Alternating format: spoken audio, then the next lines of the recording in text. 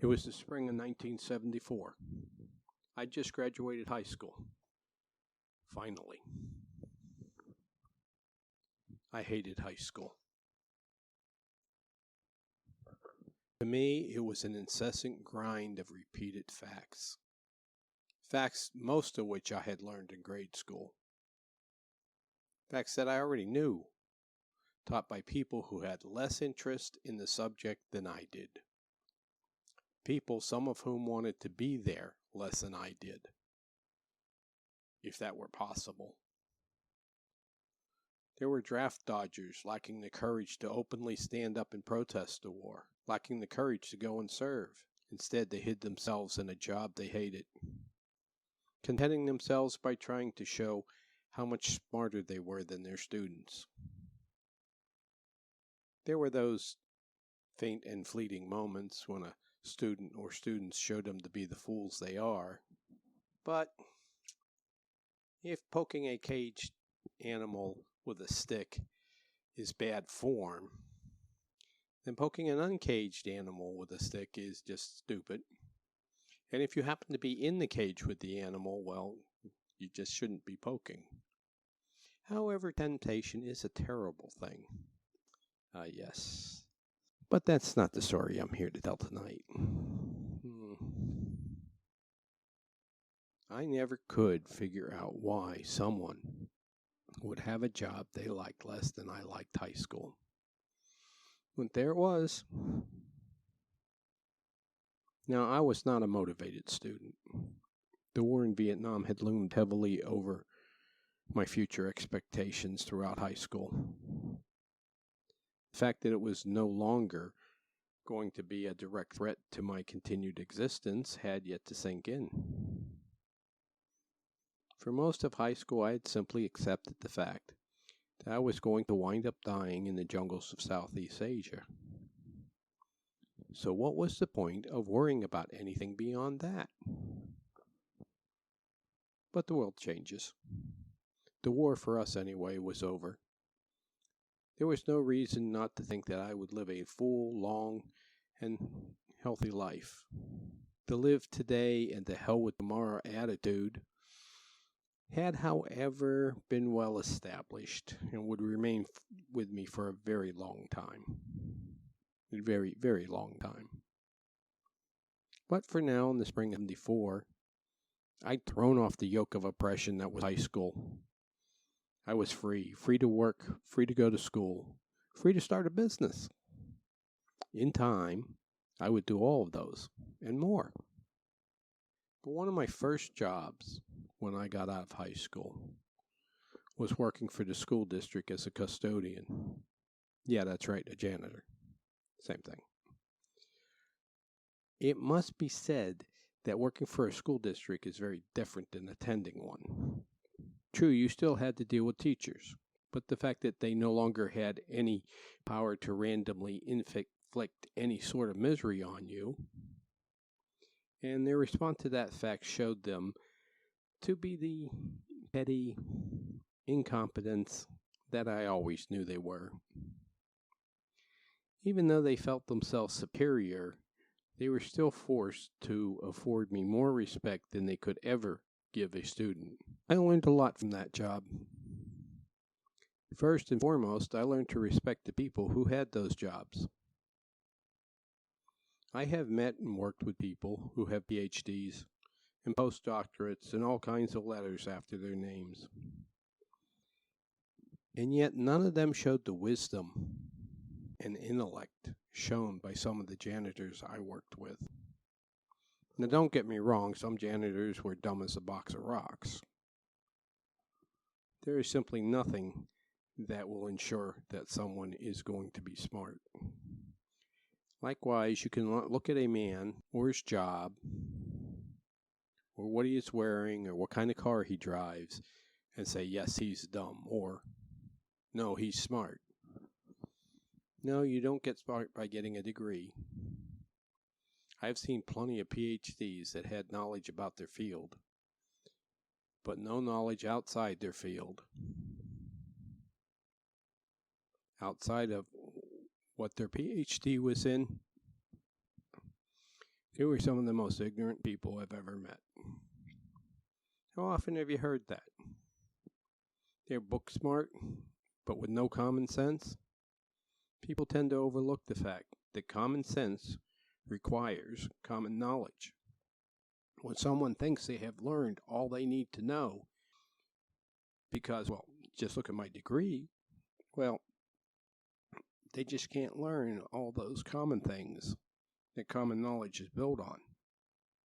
Now, there was John S. John was the head custodian at the high school. He was one of the wisest men I've ever met. He almost never got upset, saw humor in most things, and was a hard worker. Now, most people have no idea of how many disasters happen at a high school on a daily basis. But from the cherry bomb being flushed down the toilet, to an 8-inch gas pipe breaking, from cleaning a 2-story tall gas furnace to digging up a water line to find a leak, the janitor is expected to know how to be an electrician, plumber, a gardener, a mechanic, and be able to work with people who treat them with complete and total contempt. John was really good at dealing with people. That is, except for Bill. Now Bill was the epitome of a degreed moron. He was lazy, incompetent, overbearing, knew nothing about maintenance or much of anything else. Unfortunately, he was the principal. He felt that talking to a janitor was beneath him. For this reason, whenever he needed to communicate with John S., he would send a message through a third party. John found this terribly amusing and responded in kind. As might be expected, the situation was deemed untenable by the school board. The fact that my father was the superintendent of schools explains how I got the job as a custodian. I'm sure that his need to come up with a solution to Bill accounts at least in part for why, out of 30 schools I could have been working at, I was at the high school. As it happens, I was deemed the perfect one to go between John and Bill. His reasoning was impeccable.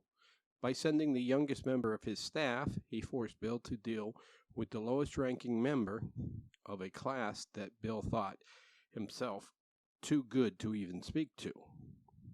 He can't refuse to talk to the boss's son without offending the boss. This is perfect.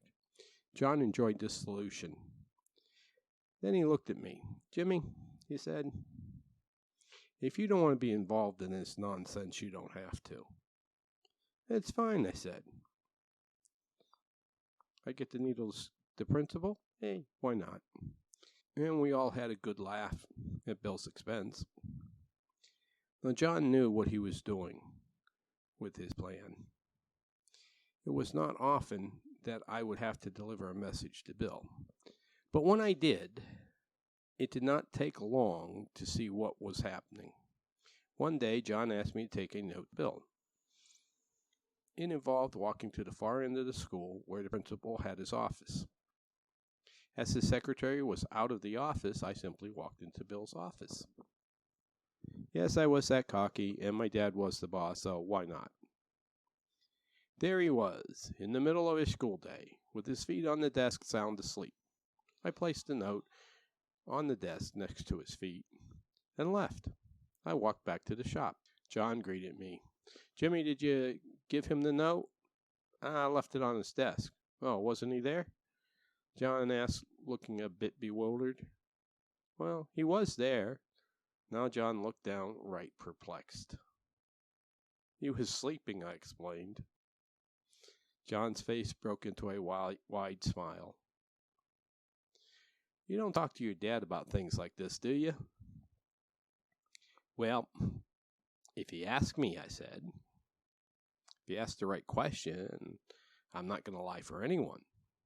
But I'm not going to volunteer anything either." John seemed happy with that answer.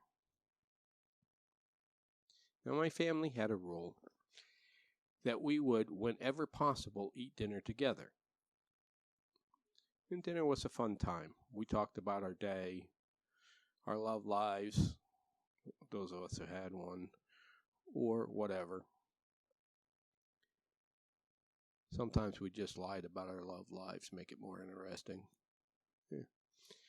So it was that I was sitting at the dinner table, and Dad asked how work was going.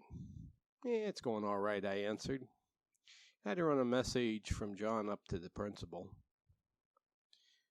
Why did you need to take a message to the principal from the head custodian? My sister asked. Don't they have phones? They don't speak to each other, I explained. The phones, she asked. At the time, I thought it a stupid question. However, it would make some sense then. Two grown men refusing to speak to one another? No, I said, the people don't speak to one another. Why? Have you met Bill? My mother interjected. So, how'd that go? Dad said. I don't really know. Well, why don't you know? Well, I left a note on his desk, but I don't know if he found it, I said.